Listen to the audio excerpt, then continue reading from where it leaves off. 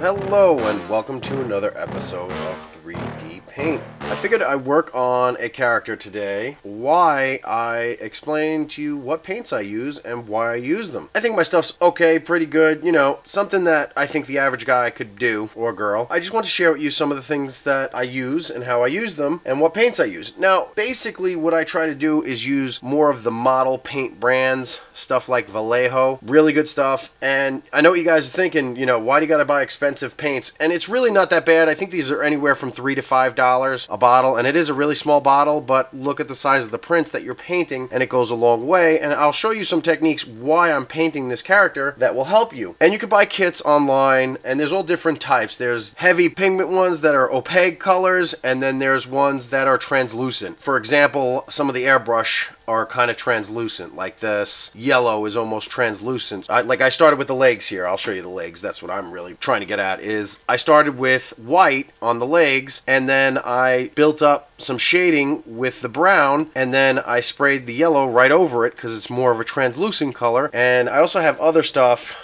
that's more of a translucent color, like the inks, the gamer inks. I believe those are more translucent colors in that aspect. I use them because it's a finer paint, so it'll actually get the details, so you won't lose layer lines. So here's a prime example. This is a finished piece. Didn't come out the greatest. I'm not really super proud of this piece, but I'm showing it off because this was an experiment piece. And I used, and you can see the back of that there, I used regular acrylic paints, mainly these acrylic paints. It's a whole box of assorted paints, really nice, but when I was painting with it and you could see it, you lose some of the detail. And they're not bad to use on lower detail models such as this, but as you could see, you see a lot of the brush strokes. It doesn't adhere as good, and it doesn't fill in the detail as good. And it's not bad to use those. You can use those on like FDM prints. You can get away with them, but honestly, and these are both FDM prints. If you don't know what that is, you can take a look at my video on what 3D printer to buy. Take a look at that video. It explains the difference between resin and FDM printing, which those are the two major ones that you would use. So it gives it kind of a bubbly feel.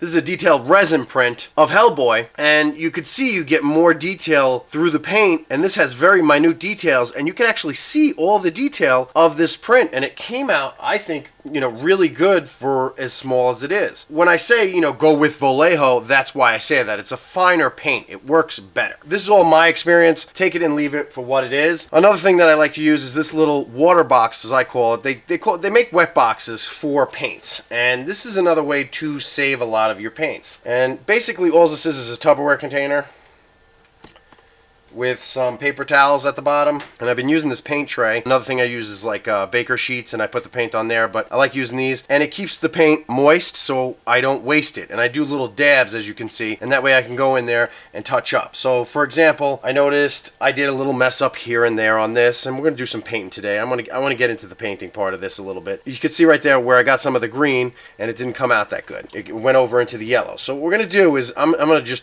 do a little touch-ups here and there, and I already started doing some touch-ups.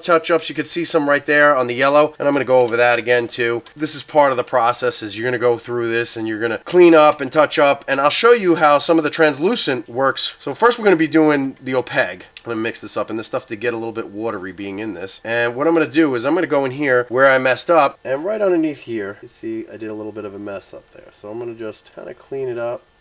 Go in there, and I'm going in there with the white. And I know you're thinking, oh my god, Will, you just like ruined that model. I really didn't. You got to pick and choose what's worth doing and what's not worth doing. I'm also touching up airbrushing, and that's another video that I'm going to be doing soon, is some airbrushing videos just to show you guys. I just want to show you some detail work that I'm doing here, and this is how I clean up and fix a lot of my models, especially when I've done airbrushing. And I'm going to go through this a little bit and clean up here and there. So I'm going to let that dry. While we're waiting for that, we'll move over to something else, and I'll show you how some of this paint works. And so this is going to be kind of like a paint video slash a little bit of learning. And like I said, you could do a lot of acrylic stuff. That's fine. You know, like you can try. If you can make it work for you, make it work for you. No, don't let anybody tell you what you should or should not do. I'm just telling you from my experience what I went through, and I feel like after testing so many paint jobs, what worked and what didn't work. You know what I mean? I used testers on one print, and I'll show you that. To show you one of my prints, that was testers. It's too glossy. It's more, this is more designed for cars and model cars and stuff like that. And I couldn't get the skin tone right, so, and it just was one of my first paint jobs. So I'm showing you where I came from and where I'm going, just to give you guys an idea. And you may think I'm a really good artist, or you might think I'm crap. Either way, I mean, I'm still giving you some information that will help you, hopefully, you know, if you see something that I don't like, or you don't think that I do it right, you could make it better. And that's, you know, do you. Right now I'm doing the jacket, and I'm just putting on a base coat of brown. I'm just going in here and just throwing brown on there and making sure that you get every little nip and corner and tuck, and try not to hit the paint that I just put on. I move around my objects a lot while I'm waiting for paint to dry. And you can see the overspray from the airbrush. Keep an eye on where you're putting your hand. And if you can see right here, and this is what I'm talking about, there's a little bit of detail right there, a stripe. And if I put my brush over it, and you're not going to see it when the paint's wet. When it's done drying, I'm going to go back over it and have you guys look at it, so that way you'll understand what I'm doing here. And I could be using a bigger brush, but I just like to move slowly and make sure I get every little nick and detail here, and just get up in there into the hair, because I'm going to have to go in there. And there is a piece there. I just like to overlap a little bit. When you're painting, don't be afraid to overlap some of the stuff, because there's nothing worse when you get a paint gap. So where there's like no paint there.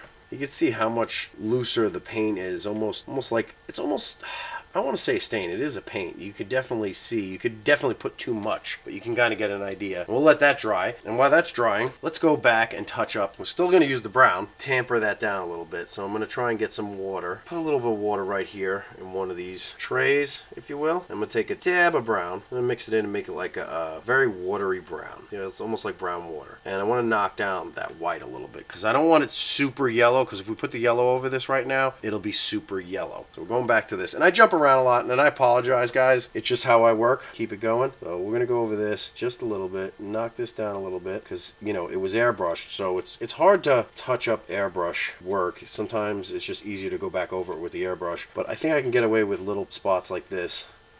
So I'm just trying to mud it up a little bit. Put a little bit more brown in there. All right, mud it up a little bit so it doesn't pop out as much. Alright, and then I'm going to take real brown, and I'm going to go along the edge, and I'm going to try and really do a detail line along the bottom of this, and I'm going to try and fade it up while it's wet.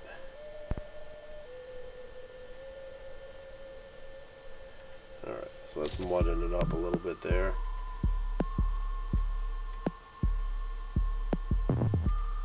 Not bright yellow. Alright, and I know it doesn't look good now. We're going to let that dry. Go back to the brown on the jacket. I'm trying to grab the top of her now. And as you can see, it's drying. You can see the detail coming through. That's what I was talking about. You can kind of see that. I don't know if you guys can see that, if it translates well on video or not.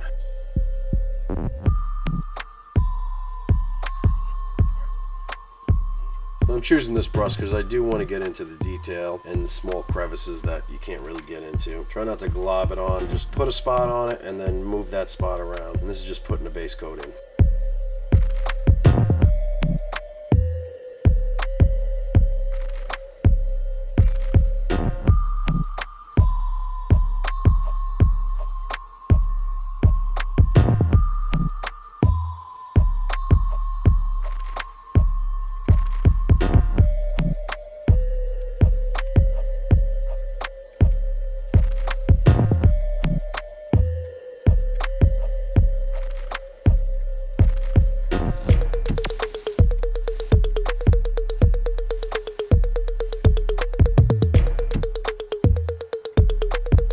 Forget the little spots that you can't see until it's too late.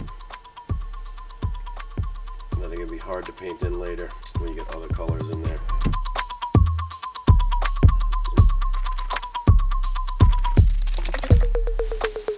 Alright, so we got all the brown in place. Alright, so now we're going to go back in with the yellow. And we'll try and blend it. Right now it doesn't look so hot. And like I said, this is more of a translucent, almost see-through. So we'll almost see... Clean it up a little bit, and we'll go back and clean up the edges. We'll just put several layers on it. Even though this is translucent, we can still build it up enough where it can almost wipe out some of that patchwork. And you can see it's kind of ready, hidden already. You really can't see it, but we're gonna go in there and we're gonna fix it a little bit more. We're gonna try and make it not look like a patch. And it's just brushing it just a certain way, trying to break up that line. If you can see it, there's a line in there. When that dries, we can take a look at that and get a better idea of what we need to do next. Let's see. sometimes you could just get away with just putting enough layers of it and just smoothing it out. So you know how I'm just smoothing it out?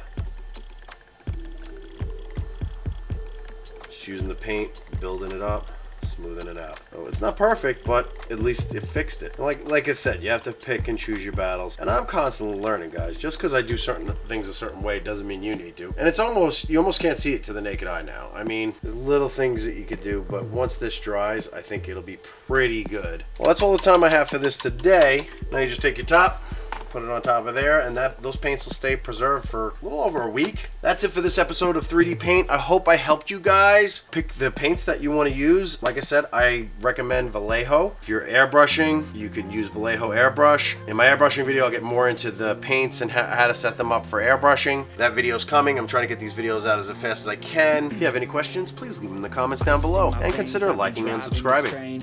Years in this lane, there's no stopping this flame, cause I came to the game and I changed it to play how I like, rearranged it to my own domain. Yeah, I got what it takes, made lots of mistakes, taking shots, skipping breaks, feeling lost, feeling great, popping off, singing straight, never stopped, never changed. All the squad here to play, and I've got something to say, yeah.